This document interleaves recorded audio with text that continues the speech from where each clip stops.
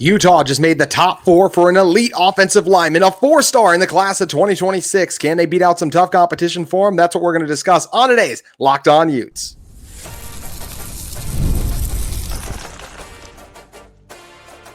You are Locked On Utes, your daily podcast on the Utah Utes. Part of the Locked On Podcast Network, your team every day.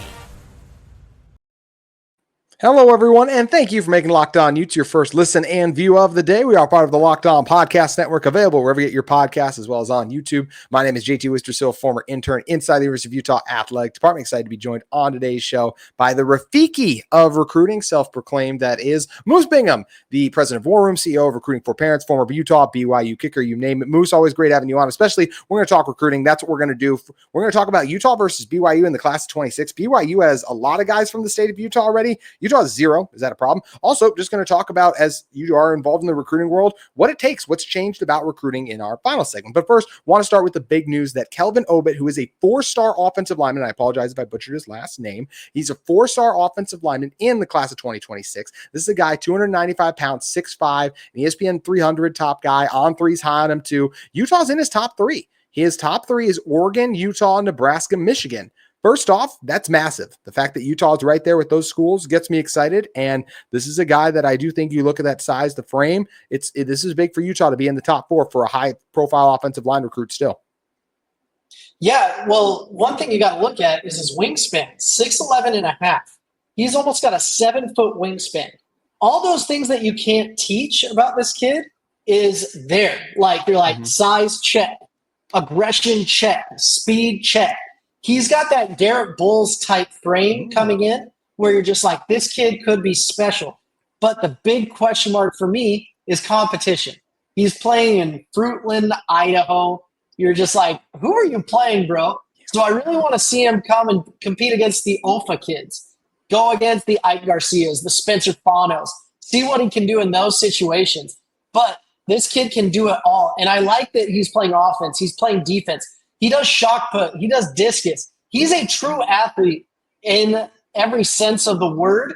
And he's a kid that can come in and do so many good things. And all these schools know it.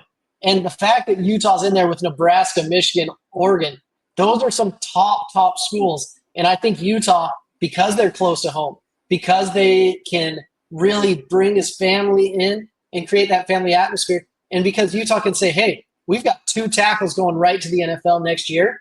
You could come in and start tomorrow if you come to our class of 2026. Those are some huge recruiting points for Obit. And Kelvin, he could be something special if we get our offensive line coach his hands on him. Yeah, I mean, Jim Harding does a fantastic job with these guys. I mean, it's a testament to him, the fact that Lomu and Fano are projected first-round picks for next year, and obviously a huge credit to those 2 individuals as well for the work, time, and energy that they put into their craft. But look, when I look at, like you mentioned with Obit, I mean, he's a tremendous athlete. I think that's the first thing that stands out to me. Whenever you see a guy that big who moves that well, pulling, get out in space a little bit too, it gets me incredibly excited. The raw strength is there as well too, and I think the pitch right away, as you mentioned, you're Utah, you're going against Big Ten money, right? That's one thing that's always tough about these things, but you can offer the fact that you will have a chance to come in right away and potentially play, or at least play sooner, although a Caleb Lomu. You got to redshirt your first year. Most offensive linemen have to, Spencer Fano being the exception. Then you get on the field right away, which is a big thing too. And I think, Moose, that is something that is good for Utah, is that the fact that you can offer that, you'll have a chance to play right away. My question to you, though, is, you mentioned the competition. Do you watch him and go, is this a guy who is capable of playing right away, or do you think it might take a year or two if Utah were able to land him? It depends on if he comes into the program and he goes through a spring ball. Yeah. That's what Fano did, and Lomu did not. And so Fano going in and going through spring ball, getting his weight up, getting the things up that he needed to, that's what made a big difference. But if I'm looking at the depth chart right now, Caleb Lomu, he could declare for the draft.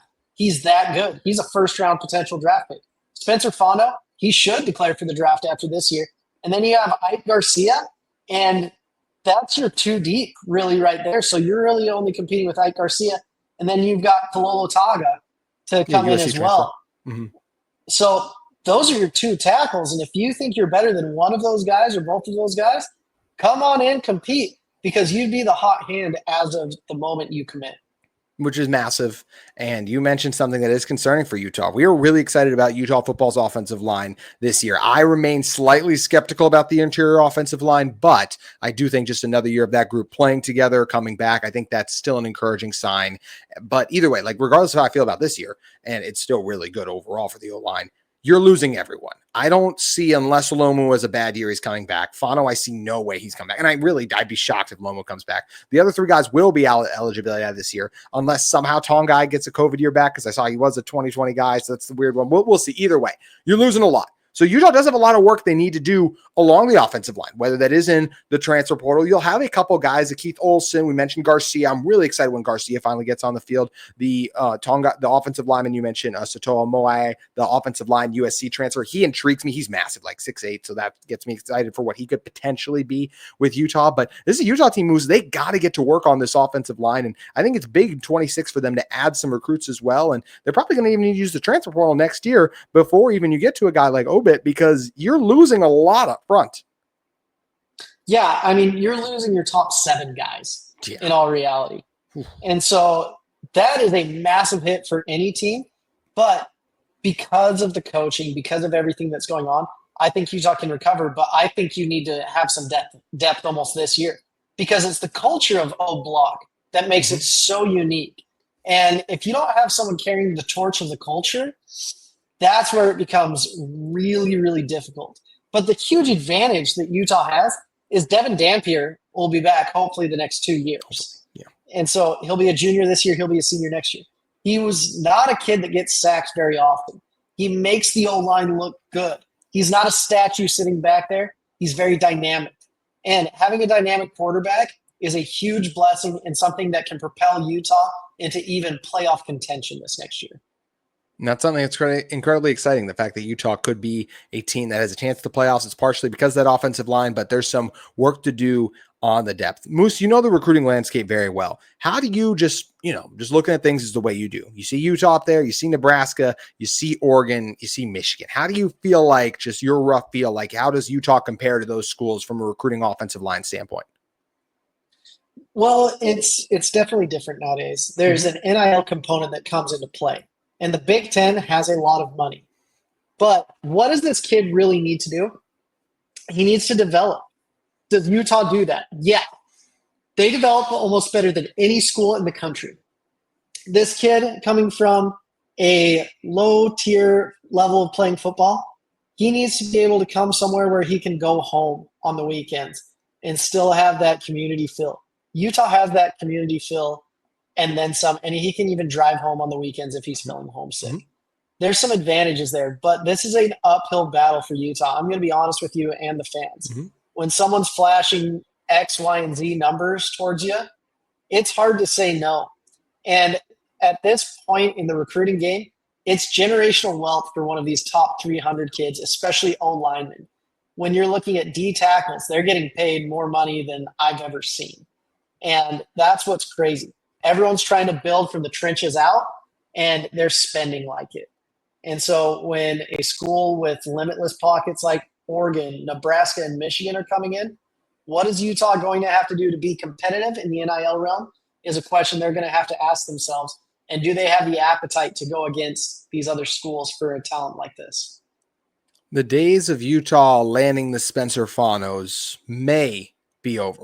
I don't want to say that for sure. And Utah, I think, will continue to land some 4-star talent, things of that nature. But Fano's one of the best recruits Utah's ever gotten, and that NIL component's scary. I mean, you look at Aaron Dunn last year, comes to Utah, then now ends up at USC. That's just another example of like, hey, Big 10, Big 12 difference. It's something that's scary. It could be possible, but it's because of that development that you mentioned, Moose, that you hope that Utah, and it's the reason they were better than Oregon and the USCs back just a couple of years ago, is those schools were landing the better recruits, but Utah was developing their guys better. So definitely not down and out of it from Utah, but something that is hard though when you're dealing with that disadvantage. One thing that's really interesting, in my opinion, is speaking of recruiting, BYU is doing a lot of work in the 26 class so far, and Utah, simply put, is not. So what should we make of that? Is it bad? Is it, how concerning is it? That's what we're going to break down in a moment. Today's show is brought to you by FanDuel Sportsbook. The NBA playoffs are here, and man, how fun have these playoffs been too, by the way. It's in full swing, and every night delivers highlight-worthy performances, major momentum shifts, and can't-miss moments. Whether it's a game-winning shot or a breakout player, there's never been a better time to get in on the action. FanDuel makes it easy to stay in the game before tip-off and live with player props, performance trends, and same-game parlays. Fans have more ways than ever to play smart and win big. Which players are showing up in the biggest moments? How do you think an Anthony Edwards is going to come through in this series with the Thunder? Shai Gilgeous-Alexander being another guy too. Is Brandon Carlson going to get in? Probably not, but it's really cool. He's got a shot to at least win a ring. How about across the way? Knicks going against the Pacers. You get Jalen Brunson versus Tyrese Halliburton. That should be a fun series too. Either way, if you sign in on FanDuel, you could get a $200 bonus in bets added to the excitement if your first $5 bet hits. New to FanDuel, it's the perfect time to sign up. Head to FanDuel.com and place your first $5 bet. If it wins, you'll get 200 in bonus bets. Make every moment more with FanDuel, an official sports betting partner of the NBA. And don't forget MLB and NHL available on FanDuel as well. Moose, recruiting is still incredibly important, even though the transfer portal is, I think right now, probably the most important thing. But Utah, as it relates to the 2026 class, they haven't done a lot of recruiting so far. Just 2 guys locked in, and we can talk about how normal or not normal that is. But one thing that is concerning for Utah is how many of the top recruits in the state, 3 of the top 5 already, 2 of the top 3 already are BYU, and there are 6 other players in the class of 2026 already committed to go to BYU from the state of Utah. Utah's added none. I do think it's a little bit concerning, especially when BYU is beating out Utah for some of those guys. How do you read into this situation? Well, I think Utah's playing the long game right now. They're trying to find the right recruits that really fit their system. And whether they're in Utah or not, they don't care. They're like, hey, if this is a top Utah kid, great, but we're going to get a national recruiting base. The interesting thing for me is Utah's kind of running out of time. Most of the schools I talk to, they're saying, hey, we want our 26 class signed, sealed, and delivered by July 1st. And Utah only has 2 commits. That's really the big question for me. Who are they bringing on officials? Who are they finally narrowing it down? Because really you have to win the state if you're Utah, and that's how they've been successful in the past. We see teams rise and fall, and if they don't have their recruiting footprint set, they're going to be in trouble. And that's what Utah's done such a great job in the past with, identifying the local talent, getting the top guys that they want, and then supplementing it with national recruits. That's the hope, and that Utah will bring in some of those guys soon. Last year they got some massive commits, and Cyrus Polu came in June, I think, right? Christian Thatcher around the same time as well. So June, and they do have some guys coming up for visits, so it's not like Utah is dormant in the recruiting front, but I do want them to be able to land some of the best guys in the state. You've already missed out on 2 of the top 3, and it's going to be tough to land any of the top 5. So let's see, Moa is the only one that's still available. And I just still remember when this 2026 class first burst onto the scene. We were talking about Helaman Kasuga, Bot Mulitalo, Brock Harris, Celeste Moa. And the fact that none of those guys are end up at Utah, it is unfortunate to me. It's I know I'm not trying to say it's the end of the world that Utah's not landing these guys. It's definitely not, but it just does suck because I think Brock Harris is a dang good player. I think Bot Mulitalo is a really good player. Helaman Kasuga is a good quarterback. He's off to A&M. So you're losing out to not just the Big Ten, the SECs, but also to your rival BYU, which does hurt. Yeah, they're going to have to get creative. I mean, Isun Tapa, he's going to USC. Then Kava'a, let's see what he does. But Jaron Pula, I think the Pula brothers, I think that you should have a chance still with them. Even though they're UCLA right now? Even though they're UCLA, nothing's done until it's completely done. And I think them going to Lone Peak, I think that's an interesting thing right now. Celeste Moa, his brothers both transferred out of BYU, which is huge for Utah. They could be like, hey, be like your dad. Let's see what you can do. But I've heard some of the packages he's getting are just massive. And then you start looking. You're like, hey, still got to get some tight ends. There's Brighton Mew that committed to OK State. And you're just like, oh, crap. I don't know if that's going to be one right there. And Kai Wesley, he's not committed yet. Really big potential. And he's a kid I think that could move inside to tackle and do that tight end to tackle move. So there's still guys out there, Isa Naliai and Kawe Akana. Those are guys where I'm just like, hey, these are the athletes that you need to step up if you're Utah. But there's going to be other kids popping up, and we'll see what Utah can do in this 26 class. We will.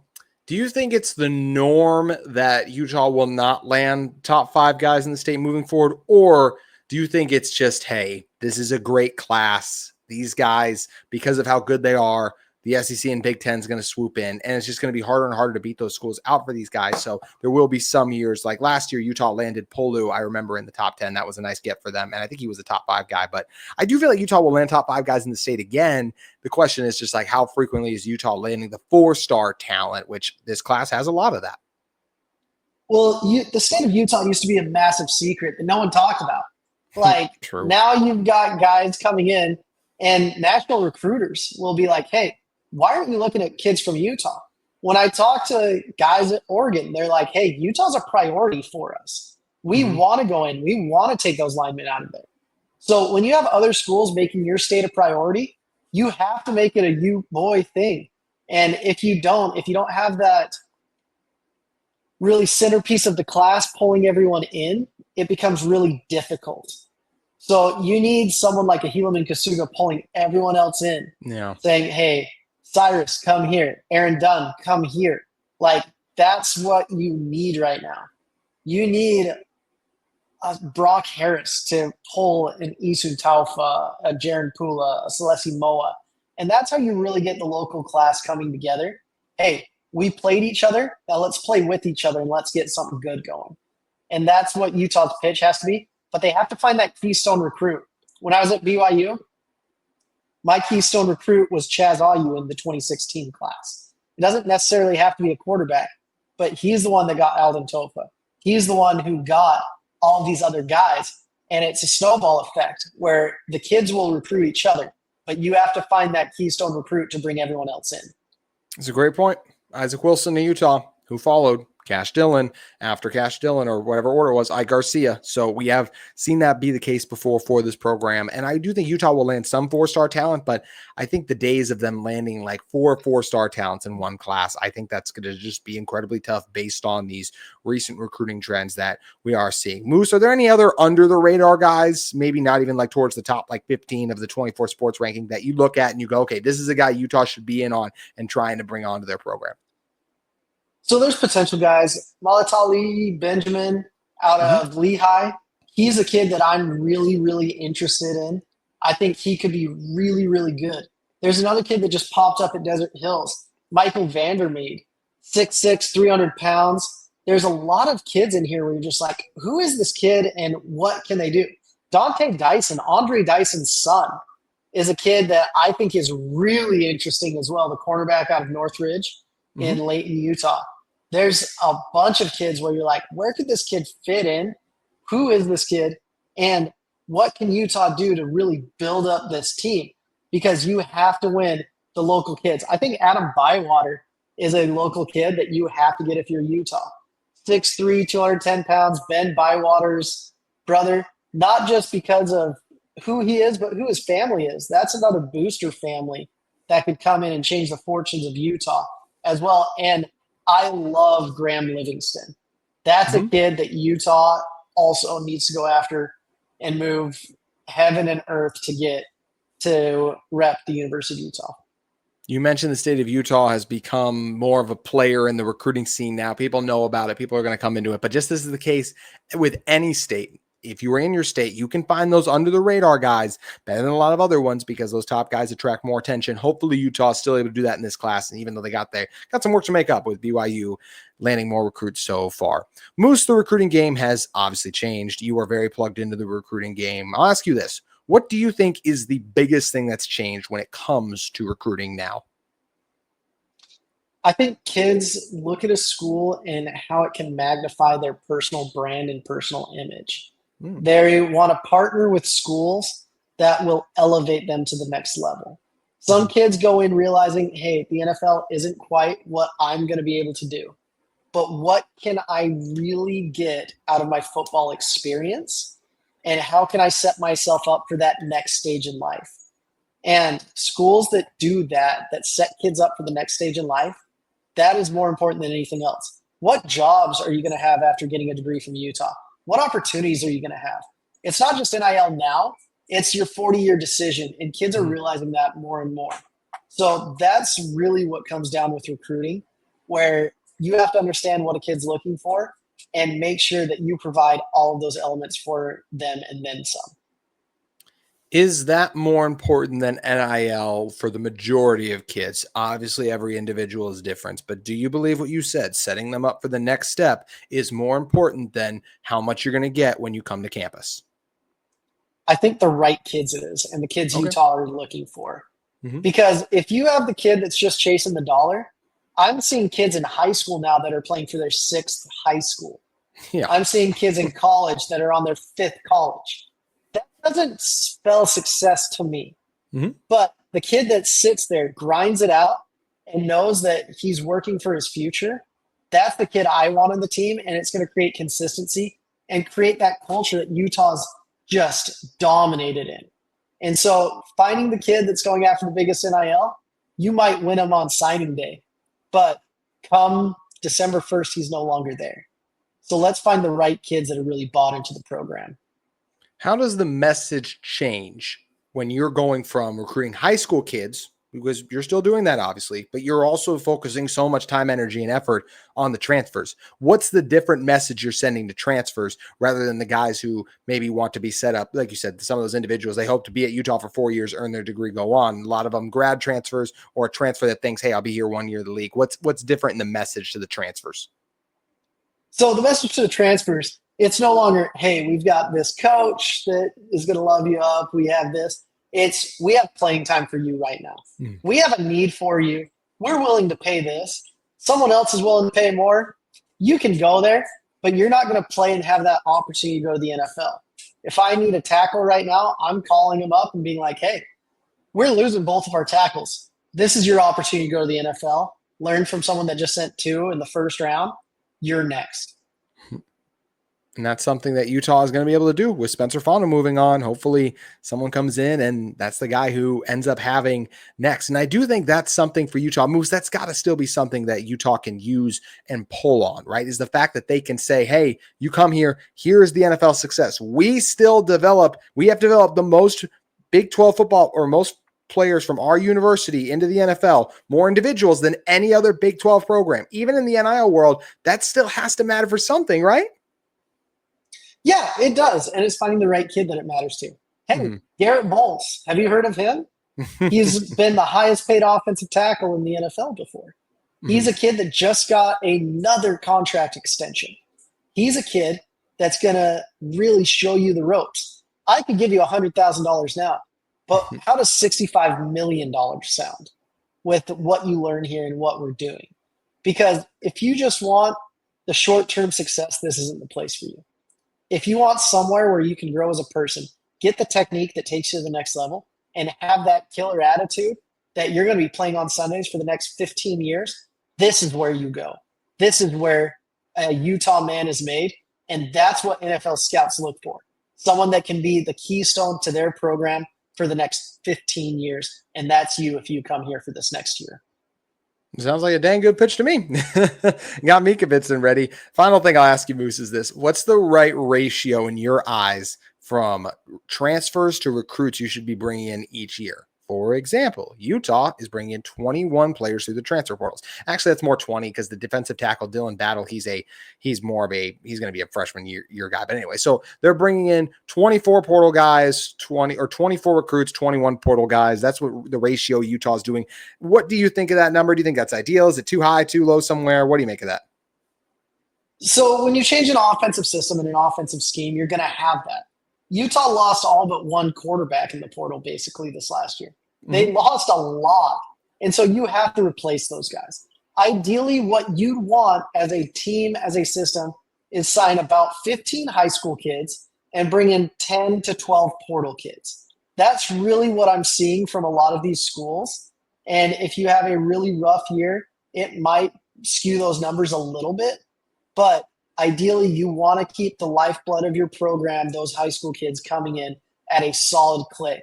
And not just any high school kids, you need to bring in the right high school kids. That's why the number's about 15 right now. And then you supplement them with those portal kids, bring those guys in, and you've got a great team going on each and every year. Ideally, if you could redshirt all 15 of those high school kids, that's the dream. Get one extra year, And by the time they're seniors, let them loose and send them straight to the NFL with big fat paychecks that come back to your university at the end of the day. Couldn't agree more with that. The man, the myth, the legend, Moose Bingham. Thank you for making the time to hop on, sir. Please let everyone know everything you got going on and where they can find you at. I still have recruiting for parents. If you guys have any questions about recruiting, let's make sure you get taken care of.